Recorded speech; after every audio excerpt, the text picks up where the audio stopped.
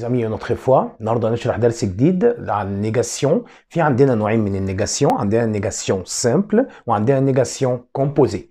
النيجاسيون سامبل بتتكلم عن نو و با. طبعا في البدايه لازم قبل ما اي حاجه هو هيجي يقول لي مي على فورم نيجاتيف، يعني حط الجمله دي في النفي. النيجاسيون اللي هو النفي، اول حاجه بدور عليها هي الفيرب، او بشكل اصح اول ما تشوف سؤال النفي كده اول حاجه تفتكرني كده وانا بقول لك الفيرب يا ابني. فاول حاجه هندور عليها هي الفيرب. بعد كده بنحط في النيجاسيون سامبل، احنا هنشرح دلوقتي النيجاسيون سامبل، بنحط قبل الفيرب نو وبعد الفيرب با. ولو الفيرب اول حرف فويال بنحط قبل الفيرب ان ابوستروف وبنحط بعد الفيرب با، والجمله كلها عندنا قبل الفيرب بتتكتب عادي وبعد الفيرب بتتكتب عادي.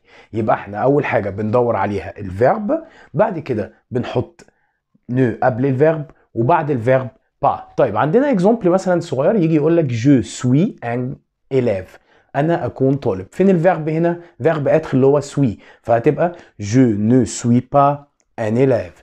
طيب اكزامبل تاني، جي اون ريغل، انا عندي مسطره او انا املك مسطره. الفيرب هنا ايه؟ فيرب افوار اللي هو ايه، هتبقى جو، هترجع لاصلها عادي جدا، وبعد كده ان ابوستروف اي لوفا الفيرب هتبقى جو ني با دو ريغل. وحد يجي يقول لي هنا الاختلاف ايه؟ هنا ليه حطيت دو ما نزلتش ب جو ني با اون ريغل؟ هاجي اقول لك ان احنا عندنا في النيجاسيون حاجه مهمه جدا، ان هو لما يجي تقابلك ارتيكل انديفيني زي الان اون دي او ارتيكل بارتيتيف دو دو لا دو الابوستروف دي، بنحولهم لدو او دي ابوستروف sauf avec verbe être، ما عدا الجمل اللي فيها verbe être. بمعنى ايه؟ بمعنى ان انا اول اكزامبل عندي قلت je suis un garçon، انا اكون طالب، فجيت ده verbe être. طبعا انا هقسم الجمله لحاجتين، محمد ومحمدين.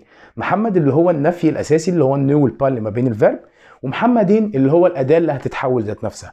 فاول حاجه انا هاجي لمحمد اللي هو الفيرب، هروح كاتب جو نو سوي با، فانا كده خلصت محمد، اطمن ان هو تمام. هخش على محمدين اللي هو لو في اي ادوات من الارتيكل بارتيتيف او الارتيكل انديفيني.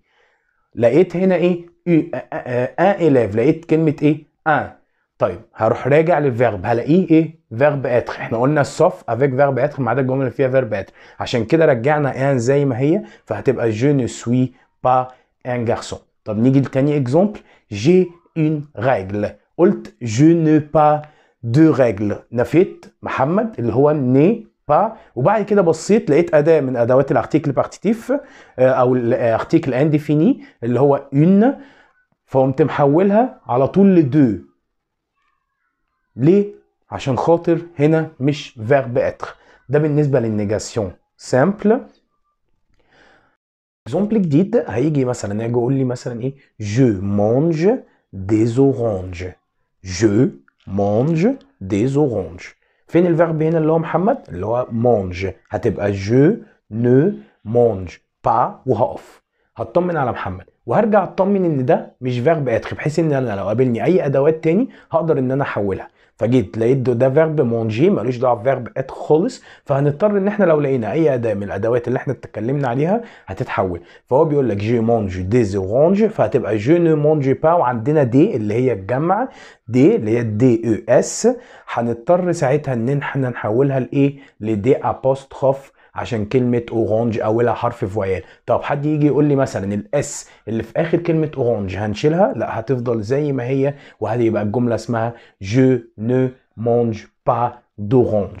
طيب جيم لو شوكولا، هتبقى جو نيم با لو من ضمن ادوات الارتيكل بارتيتيف او الارتيكل انديفيني، لا، فهتنزل زي ما هي جو نيم با لي شوكولا. طيب اكزامبل تاني، il mange de la confiture. عندنا في ناس هنا بتتلخبط في كلمة دو لا. دو لا كلمة على فكرة على بعضها، بس هي بتتحط دو لوحديها ولا لوحديها، فيعتبر بس هي يعتبر أداة واحدة اللي هي دو لا. طيب هتبقى je ne mange pas، دو لا كلها هتتشال عشان مفيش فيرب اتر طبعا، فدو لا من ضمن الارتيكل بارتيتيف، وهتبقى je ne mange pas de confiture. ميرسي. وده بالنسبة للنيجاسيون سامبل. ان شاء الله استنوني في الجزء الثاني وهنشرح فيه النيجاسيون كومبوزي. Au revoir.